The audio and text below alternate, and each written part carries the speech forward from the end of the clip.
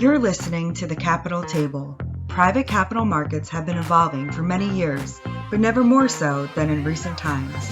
Take a seat at the Capital Table with leading experts discussing insights into the private equity and M&A worlds, and take away the knowledge you need to excel in a rapidly changing marketplace. We know this is one table you'll leave feeling full and satisfied. Hello, everyone. Welcome to this episode of The Capital Table. Today we're covering episode 5 of the Fast 5, and we've explored a number of issues relative to operations, supply chain, and related issues, and we're going to cover another one today. But hello, everyone. This is Steve Brady, the market leader for transaction advisory at Witham, and in our Fast 5 series, excited to welcome back to the show, Travis Loomis. Hey, Steve. Thanks for having me on again. Always a pleasure. And as I said, we've covered a number of issues, and certainly I think over the course of the first 4 episodes covered things relative to supplier relationship management and how to more effectively manage the supply chain. But today we're going to focus on supplier collaboration. And let's start, Travis, with what is supplier collaboration and how does that compare to other supplier relationship topics we've covered thus far? Sure. Well, I think most people are familiar with the term supplier relationship management, which is essentially just forming stronger relationships with your suppliers to drive that accountability structure and alignment on both sides. But supplier collaboration is essentially building upon this alignment and moves it more into the next level of relationship building. And this allows for a little bit more of the highly collaborative and goal-oriented relationship that you are looking for with your suppliers. So basically it's a shift from a more static and reactive monitoring of reliability and compliance to an active relationship. And really what that means is it's promoting more shared projects, a deeper tracking of performance and value, and continued instances of collaboration, both big and small. Yeah, it's interesting. So what are some of the benefits of supplier collaboration? So the primary goal of every supplier relationship is to manage, a set of strategic goals effectively in order to drive value within the organization. And supporting this with that close collaboration, I think, has several benefits, not just for the procurement team, but the entire organization. And a couple of the key sort of benefits that I see with this is, first and foremost, becoming what I like to phrase a customer of preferred choice, or a preferred customer, essentially.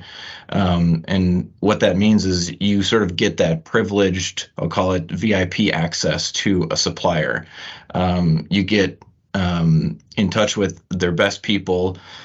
They're bringing ideas to you as well as you to them. Sometimes a preferential pricing, updates on latest innovations, as well as priority access to capacity, during times of scarcity or shortage. And I think one-sided relationships undermine the potential for achieving customer of choice status, while that close collaboration can support that mutual beneficial outcome that I think both the suppliers and buyers are ultimately looking for. Another is that alignment to further promote ESG initiatives. I think across several industries, we're seeing more of an importance on driving ESG as much as possible.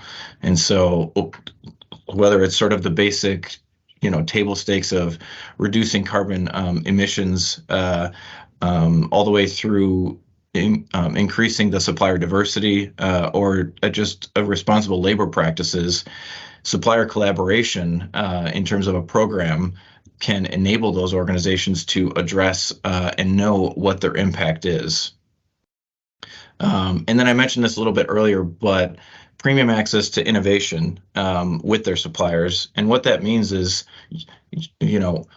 coming to the table collaboratively and finding those alternative solutions in bottleneck, issues in their process, uncovering new or innovative materials, and developing just overall better processes to uncover further efficiencies, or even driving a new product introduction and opportunities for growth. And so I think supplier collaboration can sort of lay the foundation for all of these activities to happen. There's several others that I could mention, such as cost management and quality improvements, better risk management and resilience, or increased quality and overall competitiveness. But these are kind of the big ones that I typically see coming out of this program. Yeah, certainly, very powerful program, and something that I'm sure our audience would love to implement and get the benefits of. So how do you start something like this? Well, again, chances are, I think many companies are already doing some form of this, as mentioned with the supplier relationship management, a sort of process.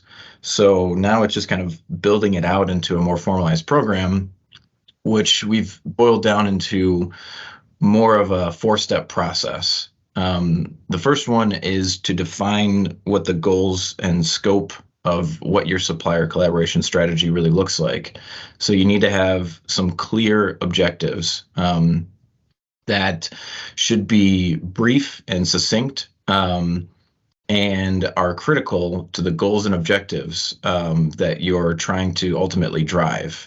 And they should ultimately tie to the corporate strategy of the overall business. Within that, as well as to define the time frame within you want to achieve those goals. As we all know, I think trust in relationships, especially in the corporate environment, take time to build, especially if it's moving from a combative relationship to a collaborative one. And so just expecting overnight enterprise-wide changes in a company's ability to meet their sustainability goals simply is just not realistic over a short time frame. But having those clear and concise checkpoints can help teams stay laser focused on what their target is and building on those key relationships. The second step is it sort of ties in with step one very closely, which is to align your business and your key stakeholders around that supplier collaboration strategy. And what that means is to establish your communication and people strategy.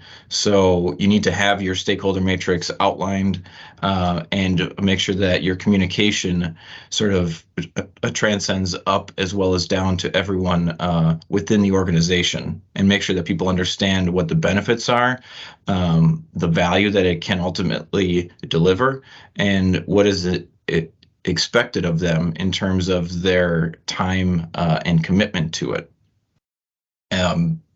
And then I mentioned this before, but it also needs to have that executive sponsorship. So you want to make sure that both the procurement team as well as the wider organization understand what it means. And so you'll want to reach out to other departments from your supply chain teams, from your R&D team, from your commercial functions, just to make sure that everyone is on the same page and understand what this really means and what those objectives really are. I'll say this several times, but don't expect sort of that immediate step change. I would say appreciate that this is as much of a change management exercise internally as well as externally. So I like to use the phrase that Rome wasn't built in a day, but they were laying bricks every hour. And just understand that this is going to take time and patience and ultimately dedication to build something great.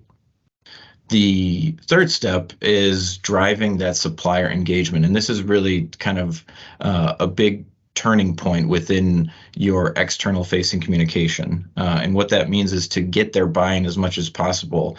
And ways that you can do that is to bring to the program the clear messages around what's in it for their supplier or for your suppliers, and ultimately why they should commit time and effort and their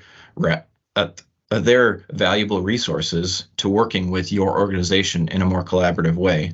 So one method that you could do for this is to kick it off by running an in-person or even a virtual supplier day. I think that this is sort of a quick and easy way that can be done to kind of gain alignment and get some additional buy-in with some of your key suppliers.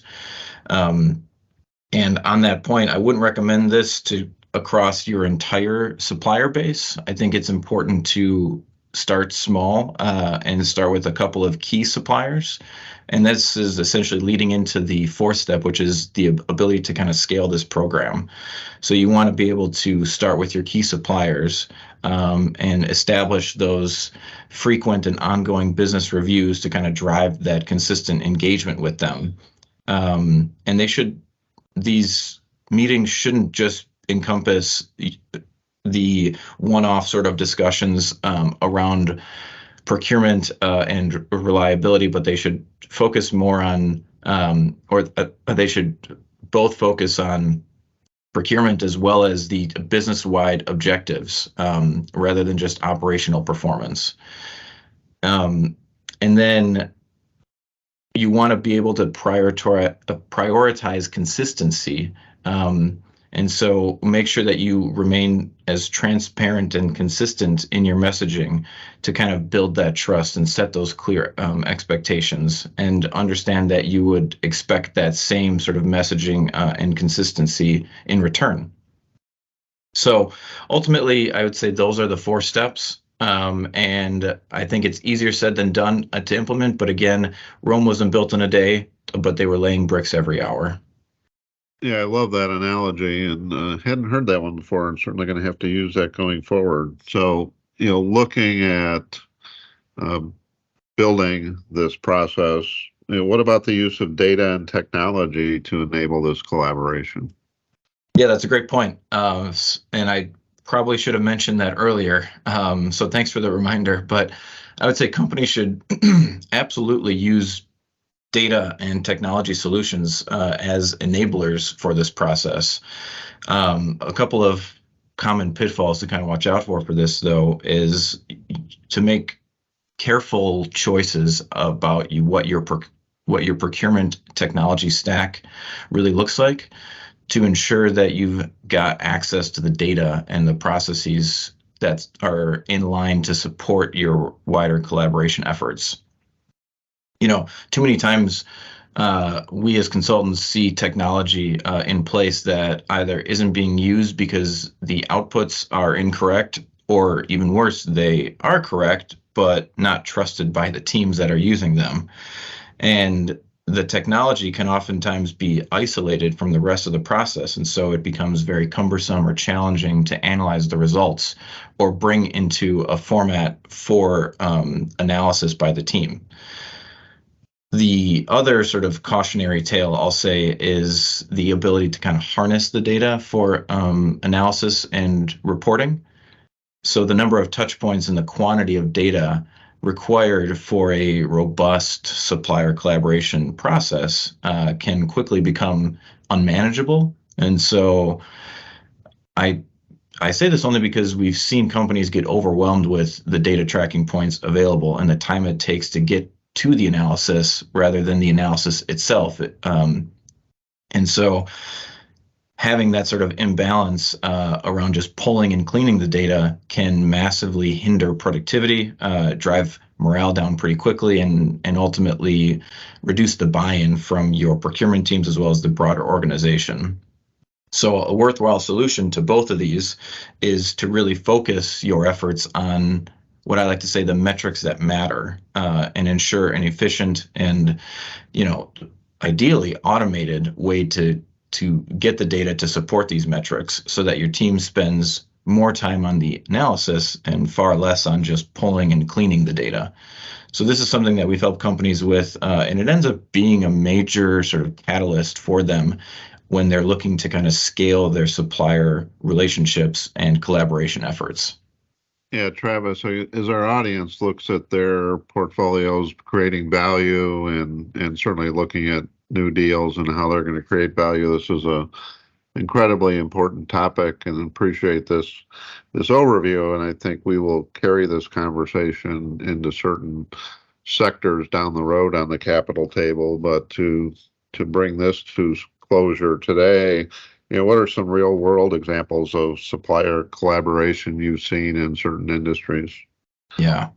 I mean, there's many industries that are able to put this into practice, but just to name a few from my own experiences, I would say would be automotive or food and beverage. So when I think of food and beverage, whether that's because I love to eat or I was just in that space for a while, I think of traceability of ingredients, and now more than ever, sustainable and responsible sourcing.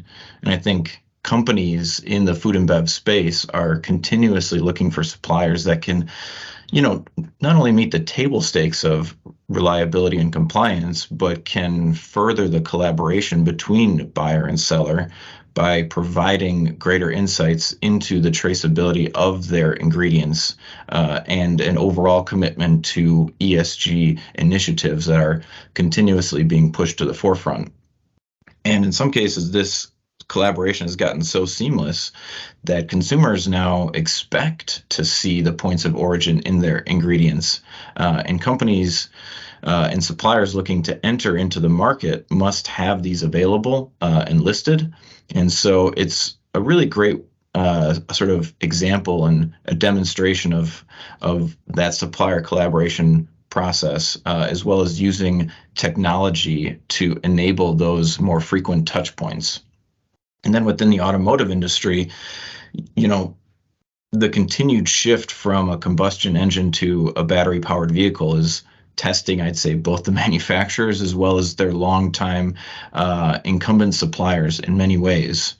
But it's also creating openings for relatively new or up and coming suppliers to have a real opportunity to forge and solidify their own version of a strong relationship with major car manufacturers because of the willingness to collaborate and participate actively in this collaboration space. And so this can range from identifying lighter materials to increase fuel efficiency, or furthering the battery technology to increase the total range or reduce the recharge time. But the opportunities are there to be a collaborative supplier. And I'd say, to me, the automotive space is a great example of not only the disruption that's occurring, but the opportunity to collaborate with suppliers, with those that are willing to be agile and pivot as the industry trends continue to take shape. I think those suppliers will be the ultimate winners in this space. Yeah, that's a great description of it, the agility and the ability to pivot to respond to your customers regardless of where you are in the supply chain. But, great example, Travis. Any final thoughts for today's episode? Yeah, I mean, I'll just say something that I think I've iterated before, which is that, COVID really shook the supply chains to its core, and we continue to see small pockets of disruption affecting industries, supply chain disruption. But I think more importantly, it forced many companies to reevaluate their supply chain strategy. And during these periods of uncertainty and change, is when companies are really looking to seek innovative ways to kind of bring back some steadiness and structure where they can. And so introducing a supplier collaboration program can help ensure that long-term support. So honestly, to me, I think there's really no better time for buyers and suppliers to open the doors more to each other and be open to working more collaboratively. I think it can only help create those deeper levels of accountability and stability, which can certainly be a welcome change, I think, given the past few years for everybody. Yeah, absolutely. And as we navigate the predicted recession coming down the road, and again, companies and private equity firms continue to drive value in their businesses and their portfolio companies. Really important topic. Another great discussion of an important item in the supply chain issues companies are facing today. So, Travis, we thank you for joining us again today and look forward to continuing this discussion as we move forward. Yeah, no, thank you, Steve. I appreciate the time. All right, everyone, we look forward to talking to you on the next episode of the Capital Table. Thank you. You've been listening to the Capital Table. For more information, please visit withum.com. Thank you for listening.